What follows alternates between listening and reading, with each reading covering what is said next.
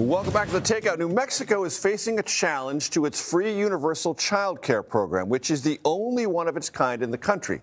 Some Republicans in the state argue it was implemented before New Mexico approved funding for it. To learn more about this situation, New Mexico Democratic Governor Michelle Lujan Grisham is here with me now. Governor, always good to see you. The headlines suggest this program is either stalled or somehow legally canceled. True, untrue? Look at me. Yeah. Oh. Yeah, Untrue. If it's not so difficult, yes. Well, sometimes, but not today. Not true. And it's not Republicans. It's a Republican who's a candidate for governor, who I think was looking for a little earned media to try to get some attention for a campaign he's not winning. But it's unfortunate that you would use that. It's wildly popular. It was a bipartisan program from the very beginning of its inception. And we've got 13,600 new families getting universal free childcare and 262 new providers.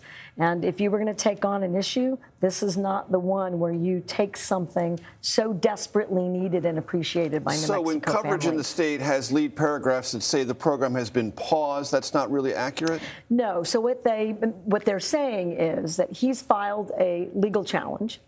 And if I don't answer the legal challenge, then it could be paused or suspended. Well, I've never not answered a legal challenge, so there's no chance of that. And what is the funding mechanism? Because I think a lot of states would like to know, how is it that New Mexico by itself can fund universal child care? Well, we didn't do it overnight. And so I'm going to answer that question directly, Major. But this has been 5 years of smart, very precise infrastructure building. And we started with $300 million, put it into a trust fund, used some oil and gas money to also create additional revenue streams. That's now $10 billion. And that is a significant portion of the funding stream. And then second, we have a huge endowment fund for education and educational support services. And New Mexico voters also, by the way, enshrine child care and pre-K into our Constitution, which is why I know it's legally authorized. What's covered and who qualifies? Everyone qualifies. So it's 0 to 12. The older kids, it's before and after school, because that's part of your child care system. So it's 6 months to 12 years of age, full-time, part-time, weekends, overnight, whatever a family needs, we're investing in program development to meet those needs. Article from Reuters, April 27th, caught my attention. Headline, as New Mexico probes Epstein, local survivors come forward. Lead paragraph. Authorities in New Mexico are trying to determine how many local women and girls were abused by the late sex offender Jeffrey Epstein at his isolated Zorro Ranch compound. What's going on and what do you fear might have happened? Well, my fears, I think, of like everyone around the globe, not just here in the United States, our fears have been realized. There are real victims. There were real atrocities. And at Zorro Ranch. Well, I don't know. Everywhere, it looks to me, it looks like he wasn't very stationary, and it looks to me like this was a very organized effort at grooming and abusing women and maybe young men as well. All disgusting, all needs to be dealt with. And frankly, if Congress would do a better job making sure that all of the files, not redacted, everything released, then we would know more about properties like Zorro Ranch. But New Mexico's not going to wait. We're not good at waiting. We're good at resolving and holding people accountable. So the legislature, bipartisan, created this Truth Commission. They have subpoena power. The Attorney General's already done some precursory investigatory work, and he's joined by the state police. On my program, when the Attorney General was with me in Washington, he confirmed that there were searches at Zorro Ranch. Included in those searches were evidentiary pursuit of possible human remains. Yep. Now, I don't know that... and he didn't either. Yeah, and we don't know. But they are going to not just probe. This is a serious effort at supporting the victims and giving them their justice and holding people accountable. And not waiting for the federal prosecutors. And not waiting.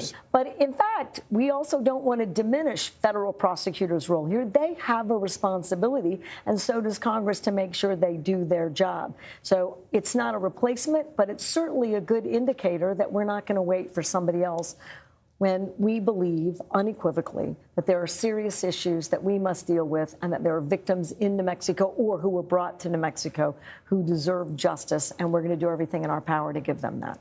Governor, there was a pretty interesting development today in Maine politics. The governor of Maine, Janet Mills, announced she was suspending her campaign for the Senate. You might have been the first, or very nearly the first, governor to endorse Janet Mills. What's your reaction? Well, I'm sad, given that I know what an incredible record that Janet Mills has had and will continue to have for the next 7 months or so in office. I mean, she's given 16 plus years of incredible public service to the people of Maine and, frankly, to the country. And I, for one, saw her in person challenge the White House and make it really clear that she's going to follow the rule of law. She's going to protect Maine, every person in Maine. And I have always admired that spunk and that raw intellect from Janet Mills.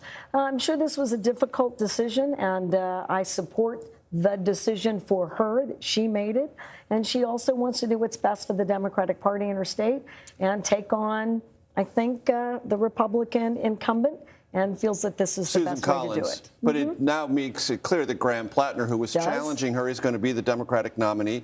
Do you think that this result, this decision by the governor, Janet Mills, was emblematic of a tension within the Democratic Party establishment, old or perceived to be older Democrats and younger, more progressive, more firebrand type Democrats? Well, I think in this sort of brand new entertainment kind of, I'm not suggesting that that's who this candidate is, so let me take a step back, but rather sort of internet, we need these viral moments, we need excitement. I mean by that, the sort of entertainment value where you get people's attention, and we've all learned to do that, thank you to the internet.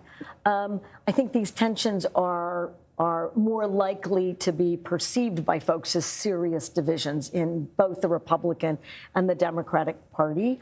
But I think that folks at the end of the day are looking for two things: folks with new ideas and value systems that match their own, which is not occurring in the Republican Party, who really understand affordability issues like New Mexico and universal free childcare. But also, I hope that folks don't move away from folks like Governor Mills, pragmatic, experienced leadership in these hard executive positions. Now, this is a more policy position, but they're hard jobs, and I hope that both parties sort of bring these two things together, and that it's not about a divide, it's about marrying them up in a productive fashion. You could have a viral moment or two, but you better deliver on the other side of that. Governor, better. I appreciate it. New Mexico Democratic Governor Lujan Grisham, always a pleasure. Thanks so much. Always, Major. Thank you.